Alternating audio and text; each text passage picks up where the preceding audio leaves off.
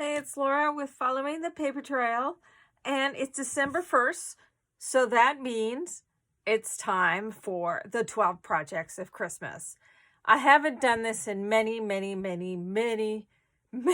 years, but I decided since this is my 10th year in paper crafting of doing YouTubes and live streaming shows that it seemed like this year, 2019, was the perfect year to go back to my roots and do the 12 projects of Christmas. And what those projects are, they're a binding, a page style, a simple project that can be a gift, a simple project that makes crafting easier. There's a zillion and two different ideas of things that can be used for this, but I've got a great list of 12. And so every other day, starting today, I will be posting a project for the 12 projects of Christmas. And so that if I'm doing it every other day, that finishes us off on Christmas Eve. So Christmas is coming so fast this year. But one of the first years I did the 12 projects of Christmas, I did a binding. So I'm going to be doing a binding for all of you again.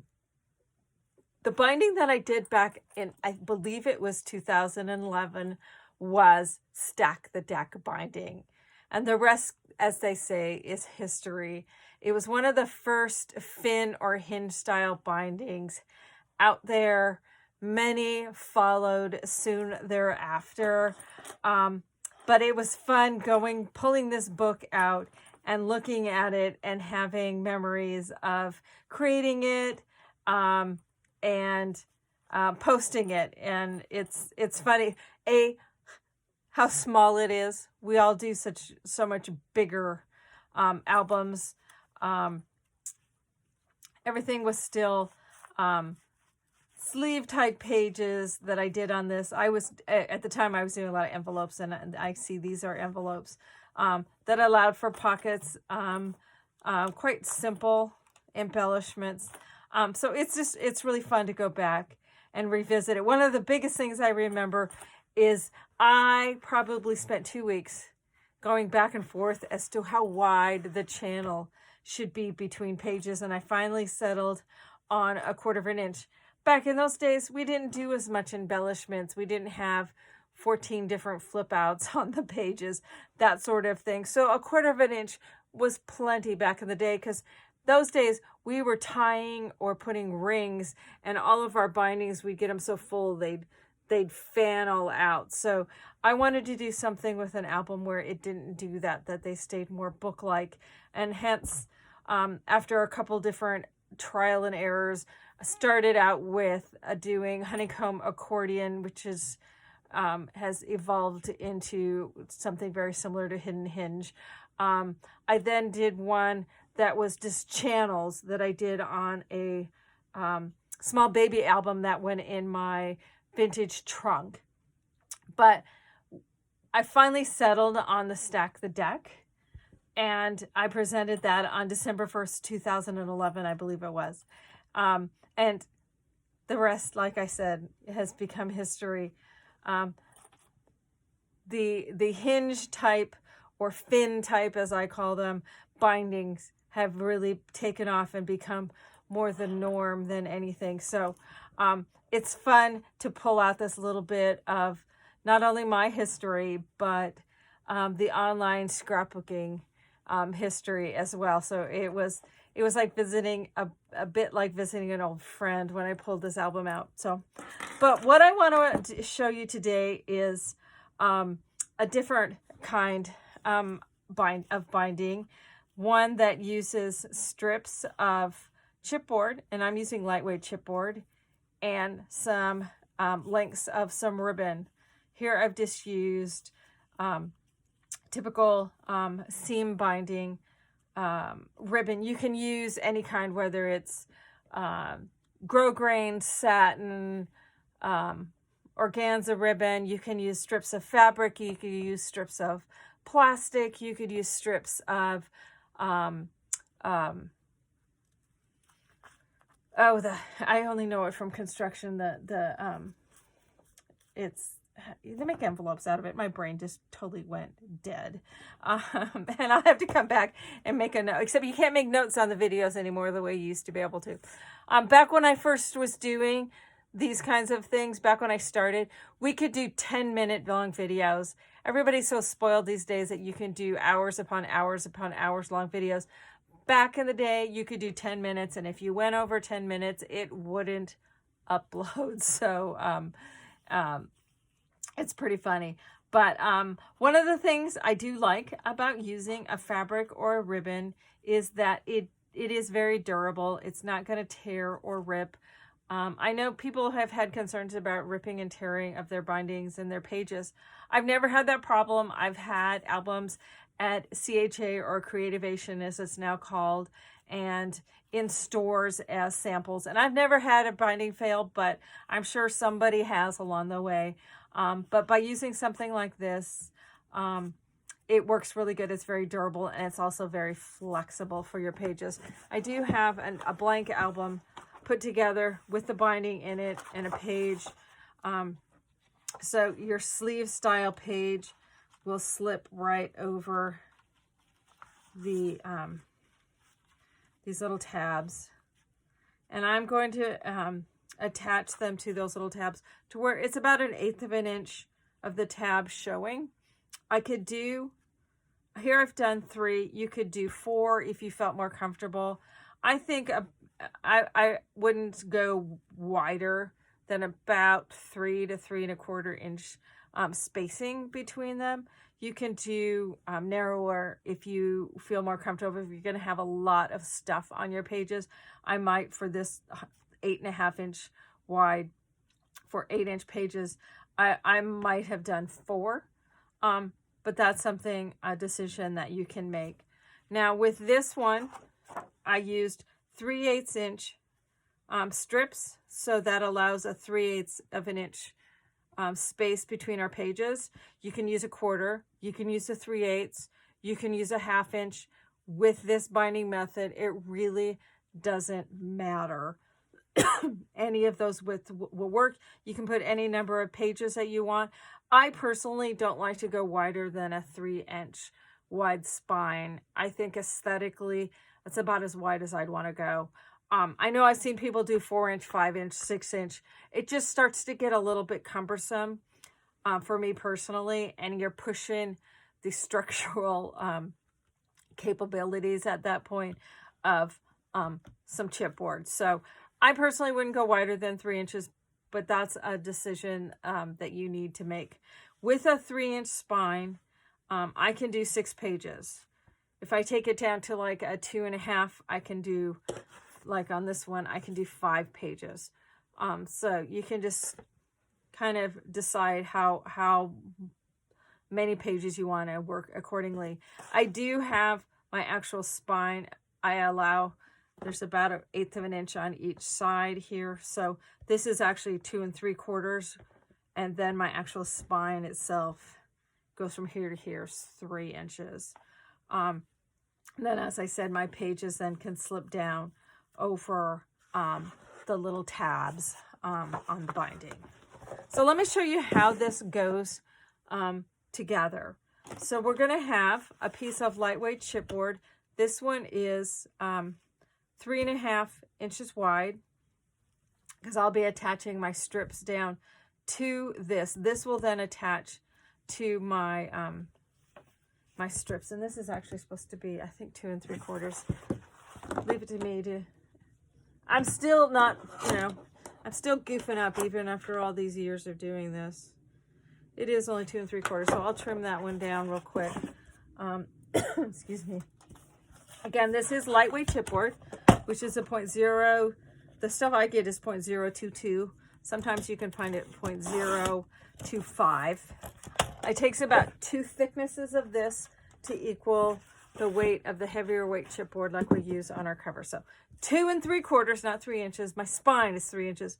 My sub spine, as this will be, is 2 3/4 inches with 3/8 inch strips. And I'm doing 7 strips because I want to have 6 pages. So however many pages, you have to have one more strip, because one goes on the outside of the furthest most tabs, and then one between each. So if I have 5 pages, I have 6 strips.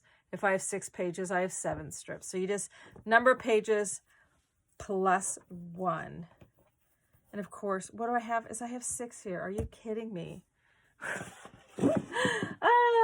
As you can see, 10 years, I still haven't changed. I also am, you know, the one-shot wonder of YouTube videos. Still don't know how to edit. 10 years later, I still don't edit. So if it doesn't come out in the shot, I have to reshoot the whole thing. And I've already reshot the whole thing because I did it without the video on. So some things never change. So you have your sub base, you have your strips, and then you're going to have some pieces of ribbon. I have these for 6-inch or 5 pages or 6 pages. I use about 1 foot long. If you want to make them a little bit longer so you guaranteed, by all means go ahead and do that. If you're going to make longer tabs than about 1/2 inch or so, 1/2 inch to 5/8 long tabs, you're going to need your ribbon to be a little bit longer. So my suggestion is maybe cut it a little bit longer the first time you try it, and then you can see from there what is going to work better for you. So now I'm going to lay these on my grid, and I'm going to put this one in the center of my grid, and then I want each of the others to be about 3 inches apart.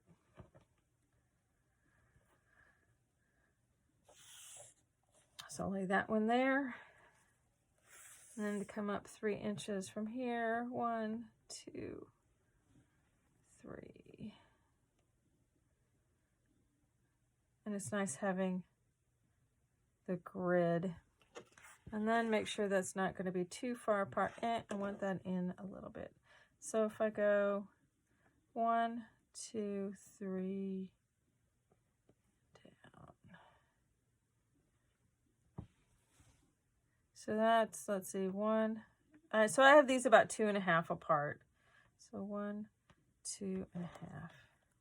So the space between them is 2.5. Center to center is a little bit more than that, but I'm not doing the math right now. So, so we want them about 2.5 inches apart. That's approximately what I have these.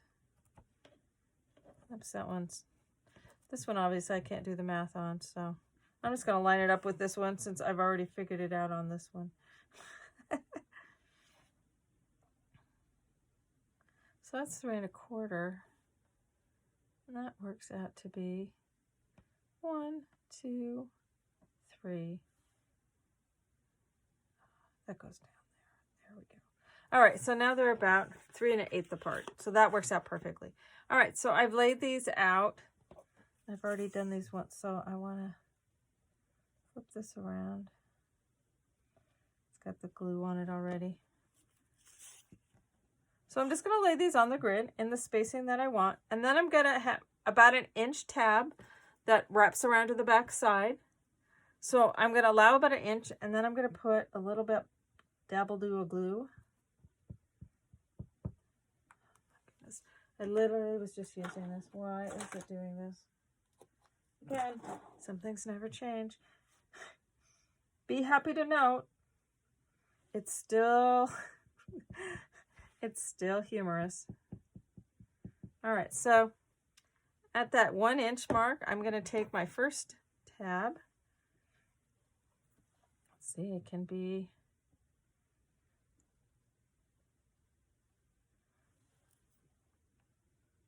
start at that mark right there, line it up, stick it down. I think I'm going to do a sheet, an 8.5 by 11 sheet that's got my spacing on it, so I can use that so I don't have to mess with the grid.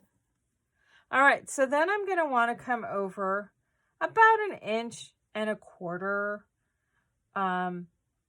so that about 1.25 inches. So my tabs are about 5/8 of an inch, and that's where my next one is going to go. So then I got a little Dabble glue. This is this glue, hard to talk with a cap in your mouth. This glue is just mainly to hold these in place. There'll be more adhesive put on here.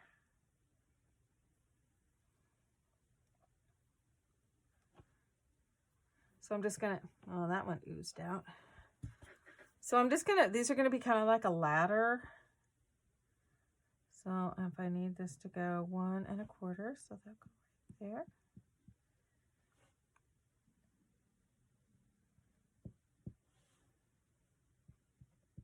This went so smoothly when I was doing it beforehand. Now I get in front of all you and I end up goofing all up all the time. Typical. All right, so again, I'm just going to keep doing in 1 1/4 inch space.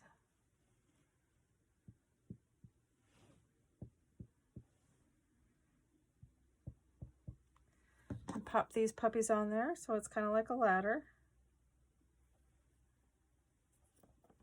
Trying to keep my ribbons as straight as I can.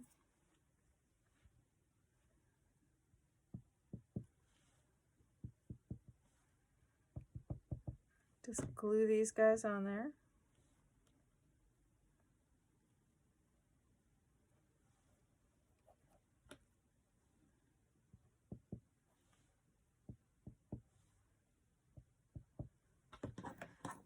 After this, we'll have one more.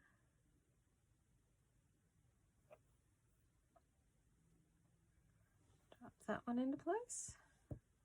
And again, 1 1/4 inch. All right, so then I've got these guys all glued on. So it's like a ladder, all right? So then we're going to compress our ladder down to be like this. But before I do that, I have to put adhesive on the back of these. So I can just flip it over. And I'm going to take my strong adhesive. And I'm just going to use my score tape. And I'm going to run it down the entire length of the chipboard strips.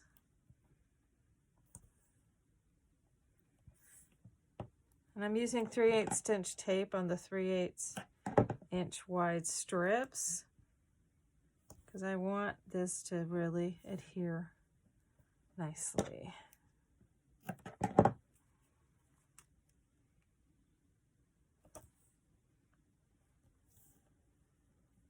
I didn't get these centered perfectly, as I can tell, because I've got like 1/4 inch and 1/2 inch down here. But you know what? 99.9% of the people will never notice. And if they do, you can tell them you intended it to be asymmetrical. They'll never know the truth. All right, so we got the tape all on those. Let's go ahead and just finger burnish that on. So now we have our nice little ladder going on.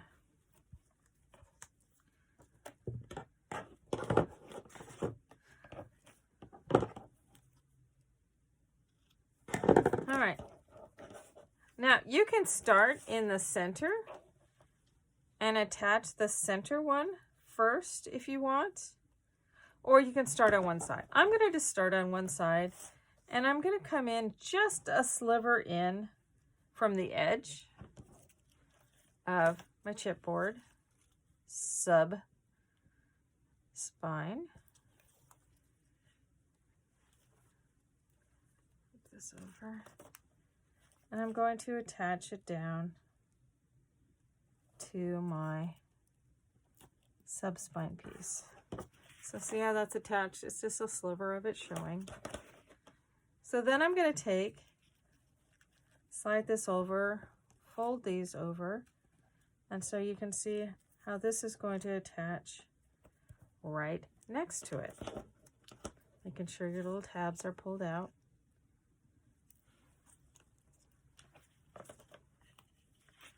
Now this is the trickier part. You want to hold it up at one end. Make sure your little tab guy is pulled out nicely, and attach him down and work your way up. I'm attaching it right next to it, making sure when you get to the tab he's pulled out nice and clean. Goes right up against there. Pull my tab out, make sure he's not getting caught up in that, and stick it down. So there my little tabs are coming out, and we'll flip it up, go to the next one.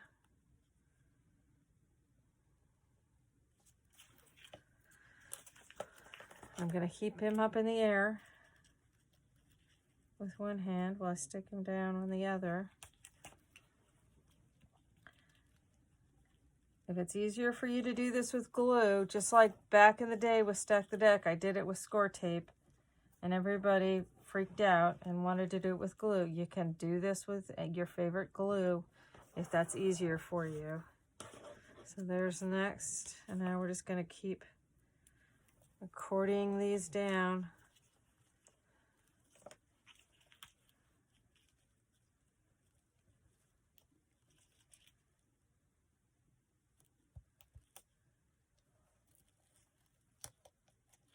Making sure my tabs are pulled out of the, whoops.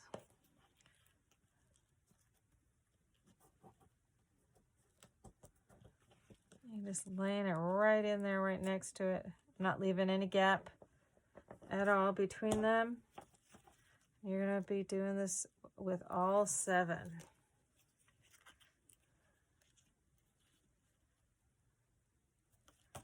Touch that one down.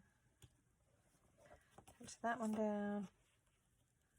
This is just a super slick, super easy binding to do. In the years since I Stack the Deck, I've done, I have my book, my Binding Basics and Beyond book has like 36 bindings in it, variations of different bindings. So I love figuring out different bindings and letting you then choose what's going to work best for your project. All right, last one. And if I've done this right, it should be just inside, and it is. Sure that little tab's pulled out.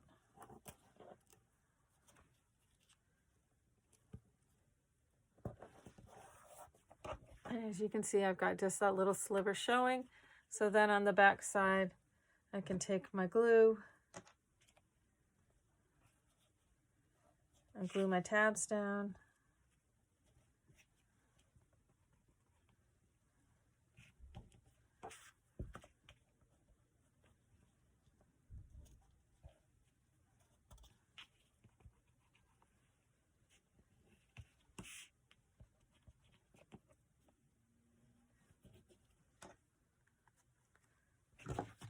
So then we've got all our little binding tabs.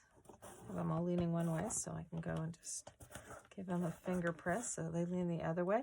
Now, if you choose, I was gonna have it was kind of tucked under there a little bit. Make sure that everybody's pulled out. Now, if you choose, you can put a little dab of glue. If it's kind of a loop, you put a little dab of glue in there and squeeze them together. And then it's a little bit easier to get your pages down over the top. But you can see how quick and easy that is. Then once you have that done, you can go ahead and apply it to your actual spine. Here I've used a 3-inch spine and 8.5 by 11. And so it's an 8.5 by 3 spine and 8.5 by 11 for my covers. And then I centered it on there. Now I attach my covers with hockey stick tape. You can look back in my videos. I think it was from last year when I started using the hockey tape with my son being a hockey goalie.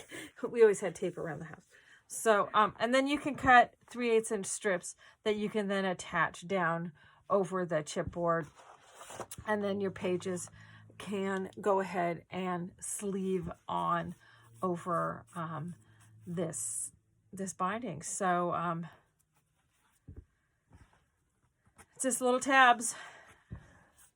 So I have to come up with a nifty name before I post this. So I'll come up with something once I post this, and it'll be the name in the title. Something to do with tabs. I was going to say pull tab, but then I'm going, everybody's going to think I'm into cards and casinos with stack the deck and then pull tabs. Would be pretty funny to have that be the name, since I've been into a casino once in my life other than in Vegas. So I'll come up with some fun name for it, but it'll have something to do with tabs. But as you can see how quick and easy it is, you can vary the number of pages. You can vary the number of tabs down the length of it, depending on how much you want, how many of these you want onto your page. You could even split these. If you didn't have a sleeve type page, you could split it and they could go on each side. My recommendation is you allow about 1/4 inch, whether you put these on the outside or on the inside, but that you allow about 1/8 inch from the base of the tab to the edge of the page. So if you want it to be on the outside, you can put it on the outside. Also, if you want tabs to be longer, you can obviously make them longer. I made mine about 5/8 inch long, hence the 1.25 inch. So whatever height you want them, put that distance between the ladder between your strips. So if you want a 3/4 inch tab, you make them 1.5 inches apart. But super fast, super easy. So stay tuned in 2 days for the second project of Christmas. This was project number 1 in the 2019 12 projects of Christmas. Thanks for watching.